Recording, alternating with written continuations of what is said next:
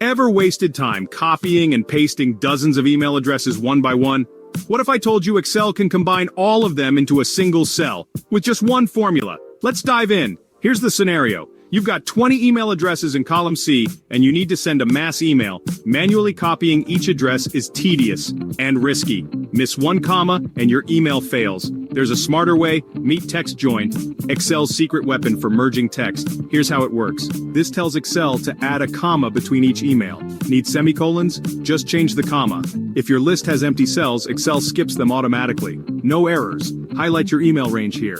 Even works for 1,000 plus emails. Now copy this cell and paste it straight into Gmail's to field. Boom! All emails added instantly. No typos, no stress. Add a space after the comma for better readability. =sign TEXTJOIN. True C3C22. That's it. With TEXTJOIN, you've saved time and avoided mistakes.